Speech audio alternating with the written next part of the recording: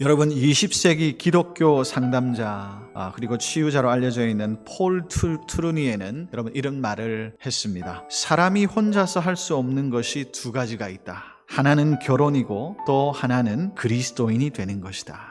그 누구도 홀로 그리스도인이 될 수 없고 그 어떤 사람도 교회 공동체에 소속하지 않고서는 행복한 신앙생활을 할 수 없다는 그런 말입니다. 예수님은 우리를 구원하시려고 교회를 세우셨어요. 그리고 예수님은 우리를 하나님 나라 백성으로 삼으시려고 교회를 세우셨습니다. 그래서 주님께서는 이 교회를 세우기 위해서 자신의 생명과 보혈을 쏟으셨습니다. 그래서 교회는 예수님의 몸인 동시에 구원 공동체이다.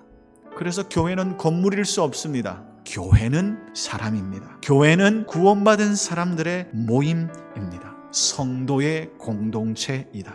이것이 교회가 가지고 있는 본질적인 특징입니다. 여러분, 그래서 교회는 성도들 간의 사귐과 교제를 중요시합니다. 그래서 교회의 다른 이름을 코이노니아라고 그렇게 별명짓기도 하였습니다. 코이노니아는 사귐과 교제 그 자체를 의미하고 있는데 코이노니아 곧 이것이 교회이다라고 말하고 있습니다. 사도 바울은 에베소서라는 책을 통해서도 교회를 몸으로 비유하여 설명하였습니다. 몸 안에 여러 시스템이 있습니다. 그런데 그 지체들이 기능을 발휘할 뿐만 아니라 서로 통하여져 있을 때 그 몸이라고 하는 전체 구조는 건강해지는 것입니다. 코이노니아는 첫 번째 교통과 연합을 의미하는 거예요. 바울은 하나님이 그의 아들과의 교제 가운데로 우리를 부르셨다고 언급했어요. 예수 그리스도를 믿음으로 그분과 연합하고 서로 교통하는 것, 이것이 교제이고 사귐이고 코이노니아라는 것입니다. 또 코이노니아는 어떤 의미를 갖고 있느냐? 서로 공유한다는 의미를 가지고 있습니다. 우리 주님과 연합하고 교제하게 될 때 그것을 통해서 우리에게 전가되어지는 하나님의 은혜가 있어요. 우리에게 공유되어지는 예수님의 능력이 있어요. 예수님의 인격이 있어요. 예수 그리스도의 사명이 있는 거예요. 이것이 코이노니아이다. 이렇게 나아가게 될 때 우리를 참여하는 관계로서 부르시는 코이노니아의 3단계가 열려지게 되는 것입니다. 그리스도와 연합하여 구원받은 성도들이 함께 모여서 모든 것을 나누는 공동체가 뭐냐? 교회이다.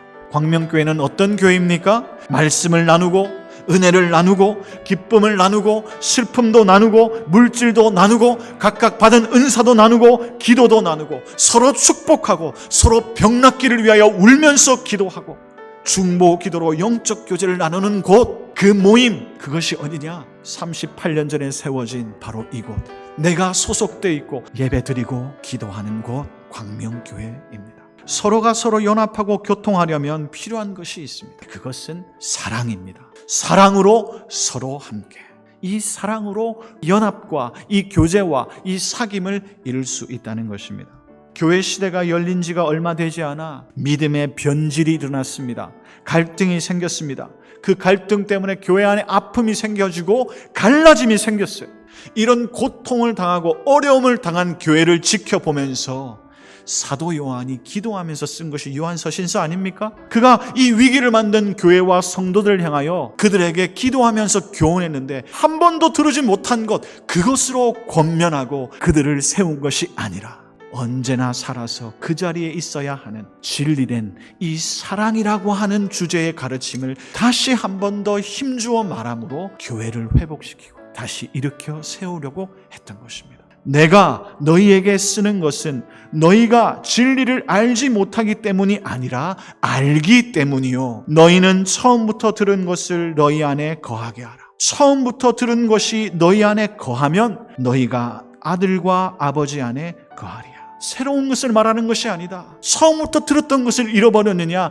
다시 그것을 생각할 때 아버지와 아들 안에 거하는 진정한 사귐 속에 들어갈 수 있다. 하나님을 사랑하는 것이 생명이고 영생인데 그 사랑은 곧 교회 공동체를 이루고 있는 형제와 자매를 사랑하는 것이다.